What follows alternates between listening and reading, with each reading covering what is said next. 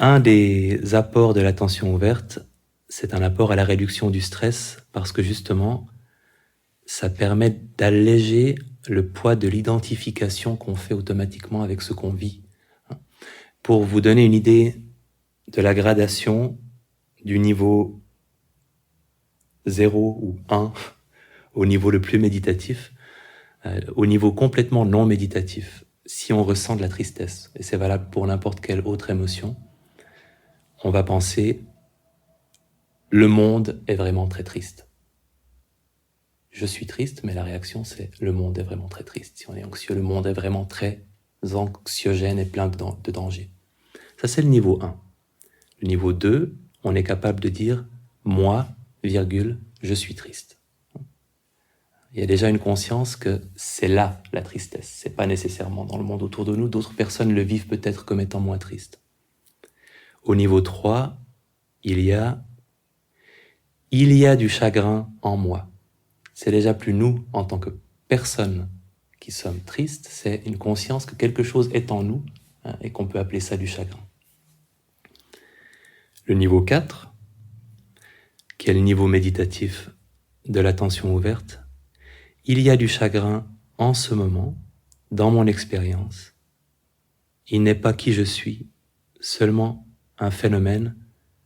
Il est apparu et il va passer. Et dans cette perspective-là, on est complètement avec l'observation de ce qui se passe en nous.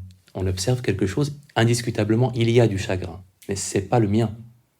C'est quelque chose qui est présent dans mon expérience. Et ce chagrin, d'une part, il n'est pas moi, mais d'autre part, il va forcément passer, puisque toutes les émotions passent. Et je peux me contenter de le vivre pleinement, de le laisser monter, de le laisser redescendre. Et la désidentification permet beaucoup plus facilement de le faire. Quand on s'identifie à une émotion, on la fige aussi parce qu'elle est une partie de nous, et elle acquiert une espèce de stabilité, elle nous constitue en tant que personne, elle nous définit en tant que personne. En fait, si on prend l'exemple de la tristesse ou de l'anxiété, c'est pas seulement l'anxiété en elle-même qui est difficile à vivre, parce qu'elle est clairement désagréable, c'est aussi le fait qu'elle marque notre identité au moment où elle devient mon anxiété, ou moi, virgule, personne anxieuse. Alors qu'on peut imaginer que si on est face à de l'anxiété, une chose qui est apparue, qui n'est pas moi, qui va passer, on peut faire preuve de curiosité pour cette anxiété-là, on peut faire preuve de compassion, de curiosité marquée de tendresse en fait, une forme de bienveillance pour cette émotion-là qu'on est en train d'observer. On sait que ce n'est pas nous et on sait que ça ne va pas toujours rester là. Alors qu'avec mon anxiété, c'est vraiment notre identité même qui est remise en question. On a l'impression d'être littéralement d'avoir quelque chose en nous qui nous fait du mal, qui nous ronge et qu'on devrait être capable d'expulser, de sortir de nous. On perd à ce moment-là de vue le fait que c'est quelque chose de transitoire et que c'est un phénomène universel qui en ce moment est simplement dans notre attention à nous, comme il est dans l'attention de beaucoup d'autres personnes. Il y a aussi une facilité quand on se détache de mon anxiété à percevoir que c'est une émotion universelle et qu'on est dans la même situation que toutes les personnes dans le monde qui en vivent aussi. Donc, sous l'angle de la réduction du stress, cette perspective, elle peut alléger la façon dont on vit certains moments difficiles. Et évidemment, diminuer la réactivité et les fameuses flèches qu'on a évoquées dans le cours, parce que c'est en observant une émotion comme étant un phénomène qui nous arrive qu'on peut réaliser qu'elle ne va pas durer éternellement et donc qu'on n'a pas besoin d'y réagir en faisant quelque chose, en ruminant autour, en cherchant une solution, en fuyant dans une expérience agréable. Plus profondément, au-delà de la réduction du stress, et je ne vous demande pas de me croire sur parole, mais ça renforce un sentiment d'intégrité quand on passe du temps avec cet état d'esprit-là. une forme de sécurité. En fait, l'observation de la colère n'est pas colérique. L'observation de l'anxiété n'est pas anxieuse. L'observation de la tristesse n'est pas triste. Donc, on prend contact avec une partie de nous qui conserve toujours son intégrité, même si on vit quelque chose de très difficile à vivre.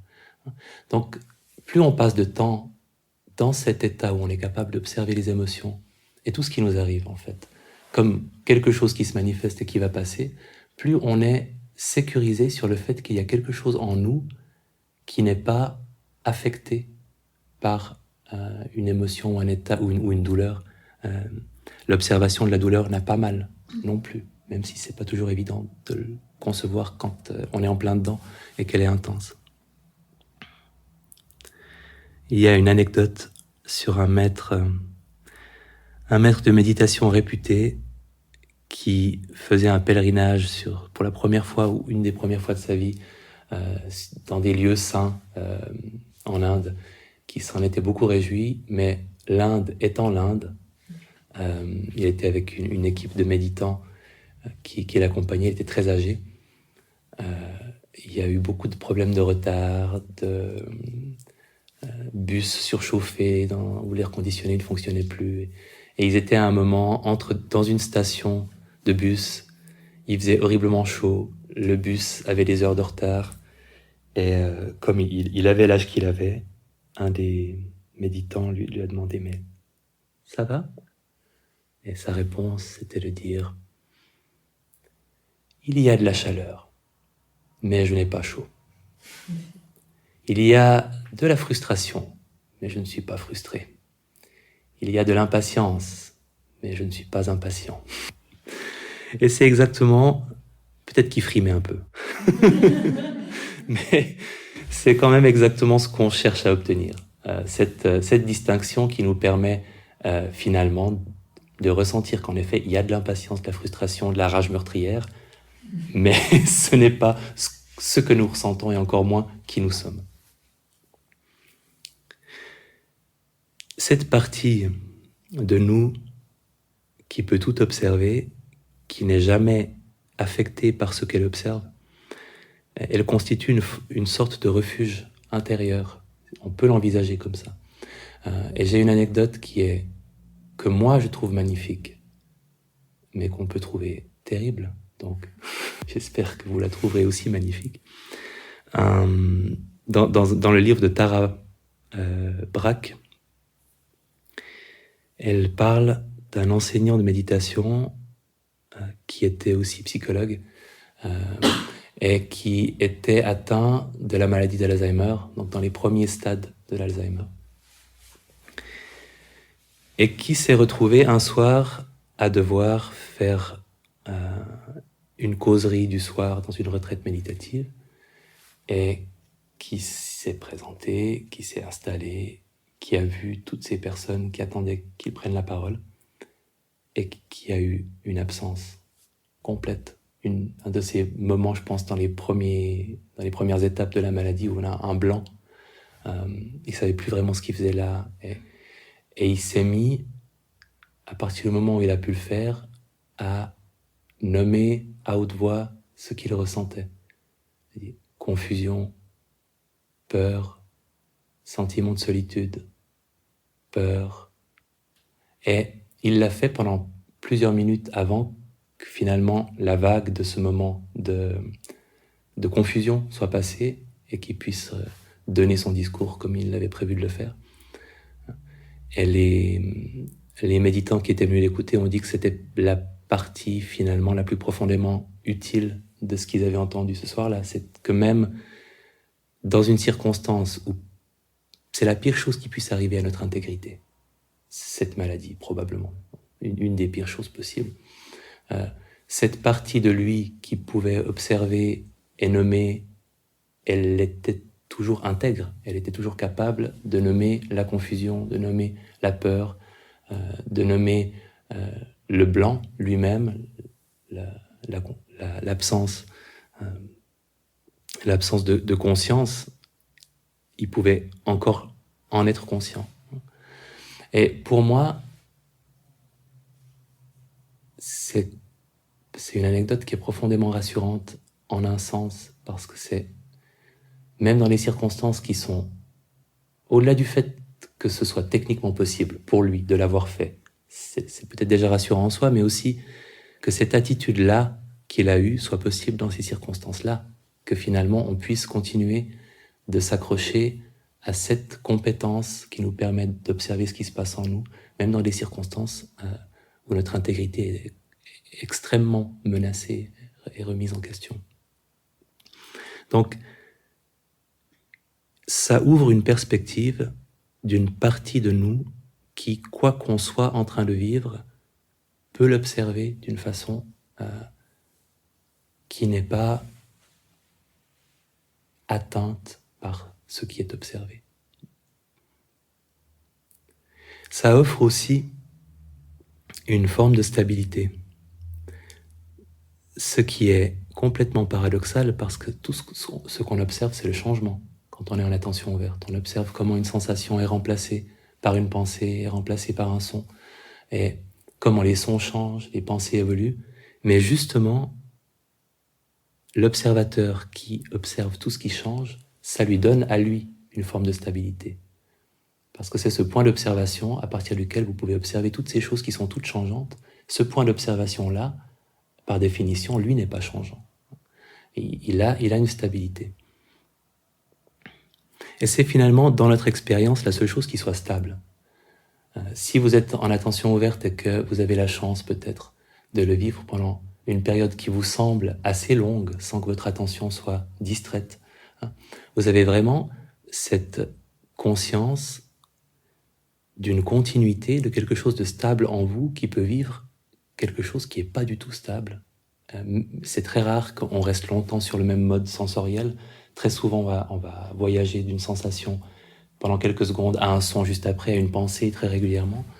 Mais cette partie observatrice est stable.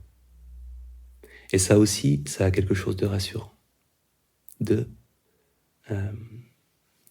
Ça renforce aussi une forme de confiance dans notre capacité à vivre quoi qu'il nous arrive avec une certaine stabilité intérieure. On peut en déduire que d'être dans cet état d'attention ouverte n'est pas neutre. C'est comme d'être dans un état de concentration, d'ailleurs, c'est subtilement agréable, c'est légèrement agréable. Si vous êtes durablement en attention ouverte, il y a un moment où vous aurez peut-être un petit sourire où vous direz c'est assez cool, en fait, d'être dans cet état-là. Peut-être que vous l'avez déjà observé. En plus de ces notions de sécurité, d'intégrité et de stabilité, j'ai toujours le sentiment qu'il y a une forme de curiosité et d'émerveillement enfantin dans l'attention ouverte, une capacité à observer ce qui nous arrive avec un regard neuf, comme si on n'avait jamais observé une sensation et qu'on ne savait pas vraiment ce que c'était qu'une sensation, comme si les sons n'étaient pas le son d'une voiture, mais un son qui du coup peut être beaucoup plus musical et intéressant que si on l'attribue à la voiture trop rapidement. C'est comme si on recommençait à être en position d'observer tout comme si c'était la première fois. Et même ce que c'est que le temps qui passe, ce que c'est qu'une sensation qui tout à coup prend moins de place et est remplacée par un son, et comment est-ce que c'est que notre temps mental qui nous fait passer d'une chose à une autre, tout ça peut être extrêmement frais. Vous pouvez vous mettre dans la perspective d'un enfant qui découvre pour la première fois quelque chose de très intéressant et de très excitant. Il y a cette dimension-là dans l'attention ouverte.